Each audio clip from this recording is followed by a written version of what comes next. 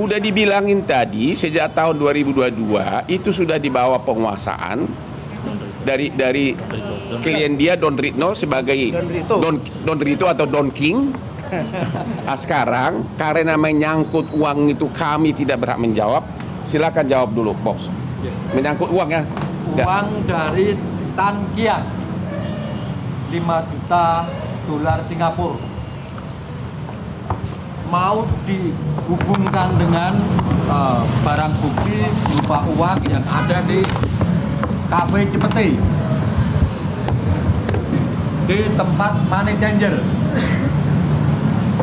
kemudian di rumah Sentul,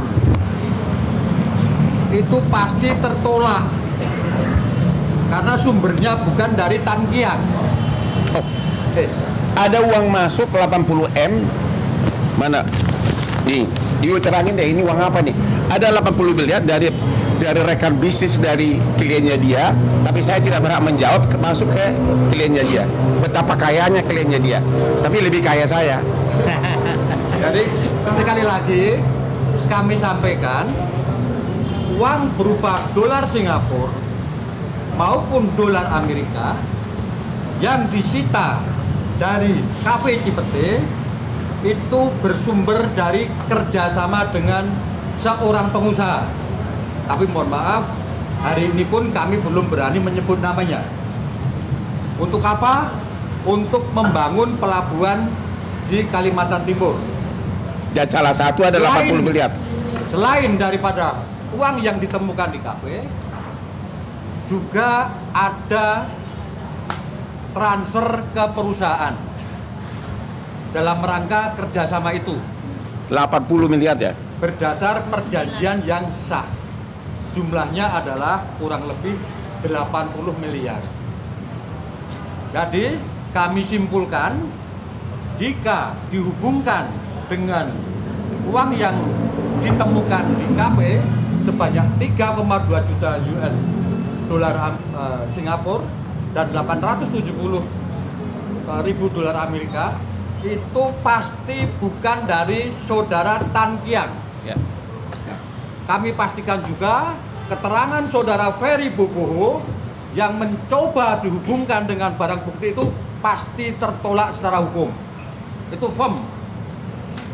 Kedua,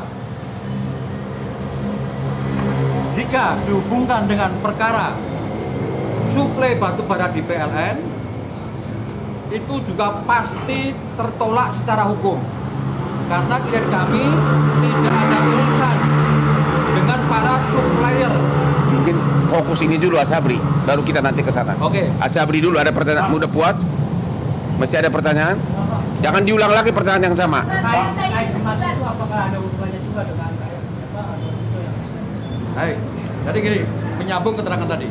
Tadi udah kami sampaikan, sekitar tahun 2022-2023, Don Rito meminta izin kepada pemilik untuk menggunakan rumah di Sentul sebagai backup operasional kantor yayasan.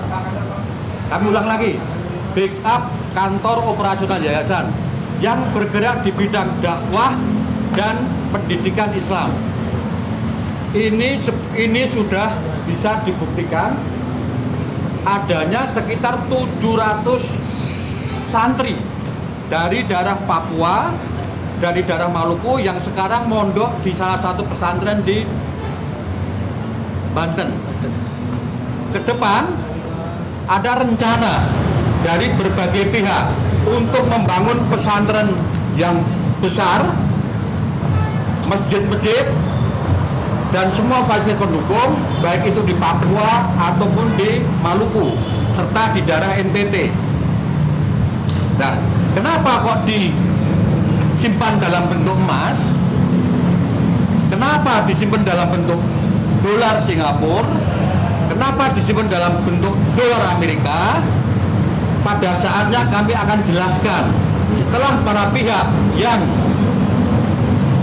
berkontribusi itu diperiksa oleh penyidik Jampitsus, disertai dengan semua bukti-bukti yang kuat, yang sahih dan relevan. Kami tidak mau mendahului itu dulu. Kita tidak mendahului. Jadi sementara itu. Jadi sekali lagi